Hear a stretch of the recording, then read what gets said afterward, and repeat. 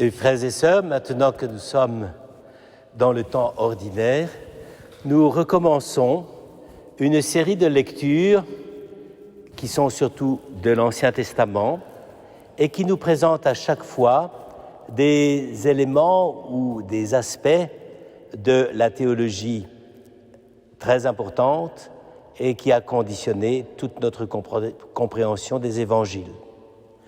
Et c'est pourquoi, d'ailleurs, vous le remarquerez, un texte comme l'évangile que nous venons de lire tout à l'heure, sur le respect excessif des traditions humaines, nous parle immédiatement parce que c'est une sorte de vérité d'évidence, mais en même temps, le livre de Daniel dont nous avons commencé la lecture tout à l'heure semble dire le contraire, et on pourrait se demander un peu pourquoi. En effet, le livre de Daniel dont nous commençons la lecture est un des livres les plus importants de l'Ancien Testament.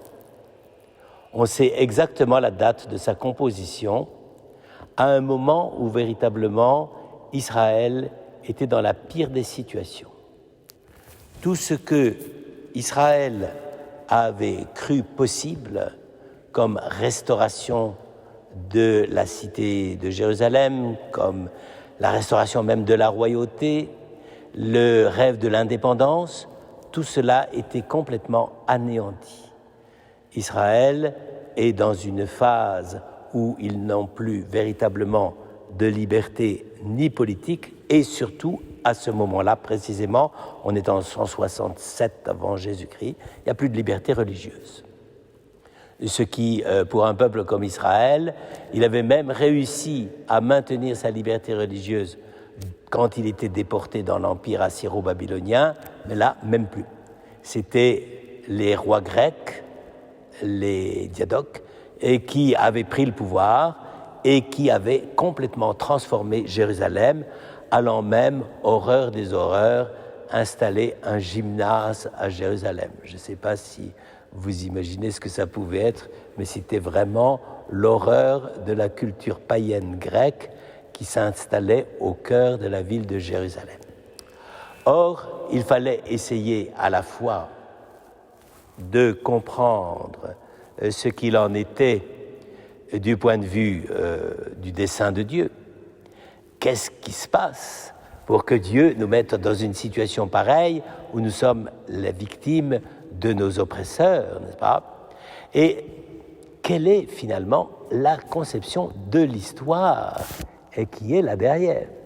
Car, et c'est pour ça que ce livre de Daniel est quand même assez important, il nous montre qu'il faut non seulement observer les préceptes de la loi, pour eux c'est évident, mais en même temps comprendre ce que Dieu nous propose à travers cette situation nouvelle de ce tout petit pays qui est maintenant réduit à un mouchoir de poche, le pays de la Judée avec sa capitale Jérusalem, mais c'est plus rien, c'est même pas les Bouches-du-Rhône, hein, c'est rien du tout.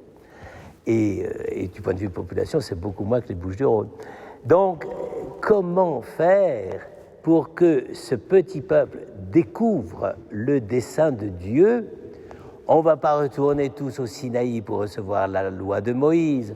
On ne va pas aller oindre un nouveau roi comme David alors que tous les dés sont pipés du point de vue de la succession. Donc, on n'a rien, on n'a rien. Et le pire de tout, c'est qu'à un moment donné, et on le verra dans le récit de ce livre de Daniel, les rois d'Antioche, n'est-ce pas, grecs, ont décidé que le temple était finalement un lieu idéal pour installer une statue de Zeus. Donc, vous imaginez, enfin, c'est la même chose que la déesse Raison à Notre-Dame de Paris au moment de la Révolution française. Donc, c'est vraiment l'abjection totale, n'est-ce pas? Or, c'est peut-être dans ce moment-là, et c'est pour ça que je trouve très important de comprendre tout cela pour nous aujourd'hui, c'est dans ce moment, j'allais dire, de sécularisation maximale. On ne peut pas plus, n'est-ce pas, profaner le temple lui-même, c'est l'horreur, n'est-ce pas? le dernier pas sera franchi par les Romains quand ils brûleront le temple. Là j'allais dire effectivement, là on ne peut plus rien, là c'est terminé, et c'est terminé pour un moment, puisque c'est pas reparti. Alors, donc vous le voyez, le peuple, n'est-ce pas, qui vit toujours dans l'attente d'un salut, d'une libération, d'une personnalité qui devrait leur apporter quelque chose, eh bien, ce peuple-là, sur quoi doit-il s'appuyer? Sur quelle conception de l'histoire? Est-ce qu'ils peuvent croire vraiment qu'ils sont capables, par eux-mêmes, par leur observance de la loi, de tenir véritablement les enjeux de la promesse qui avait été faite à Abraham, à Jacob, aux patriarches et aux prophètes? Le livre de Daniel s'est écrit dans le plus grand doute qui soit sur l'avenir d'Israël. C'est pour ça qu'aujourd'hui, ils sont blindés, vous comprenez, hein.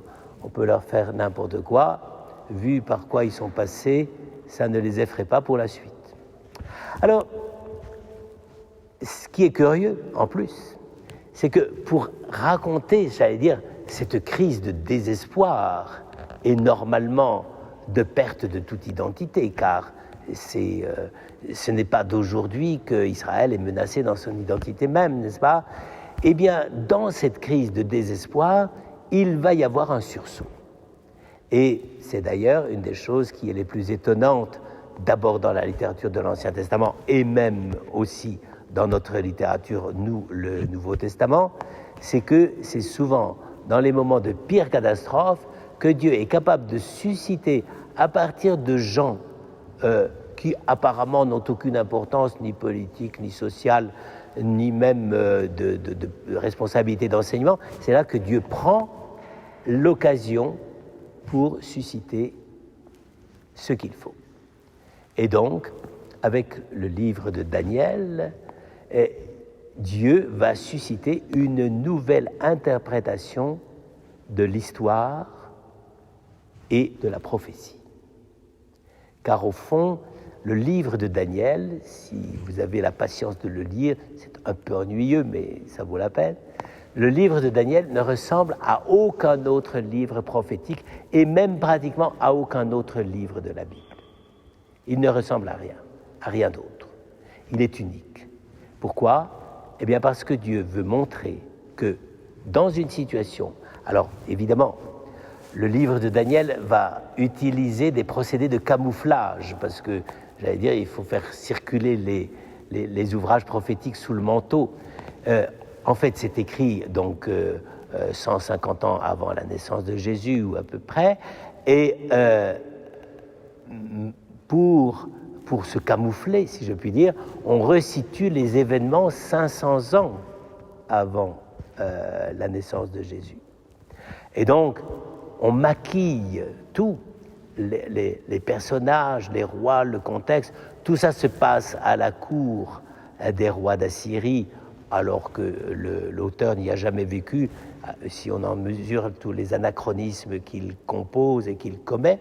Mais en fait, pour tout ça, même s'il camoufle les données historiques, ou sous des données historiques, c'est un livre qui va nous livrer le secret même de la façon dont Dieu découvre, conduit et achève le déroulement de l'histoire de ce peuple et le déroulement de l'histoire de ses fidèles. Alors, frères et sœurs, c'est pour ça que ce texte est si important. Il n'est pas simplement important parce qu'il y a des gens qui ont trouvé des prophéties avec les prophéties des semaines, etc., tout ça qui est de l'ordre de l'habillage et du camouflage, mais c'est précisément que Dieu veut révéler que l'histoire des hommes, lui, est capable d'en manifester le sens, et d'en manifester le sens à ceux qui gardent avec fidélité la manière dont Dieu a voulu donner son identité à son peuple. Ce n'est pas un réflexe identitaire à proprement parler, mais c'est le fait que si on a reçu quelque chose de Dieu d'aussi précieux que la loi, que la vie prophétique, que la vie du peuple d'Israël, tout cela doit pouvoir d'une façon ou d'une autre être comme réveillé, ranimé par la présence de Dieu. Je crois que c'est une belle illustration de ce que nous sommes aujourd'hui. Nous sommes très fiers des 20 siècles d'histoire de notre Église. Nous disons que c'est extraordinaire ce que Dieu nous a donné, ce dont nous sommes les héritiers, n'est-ce pas?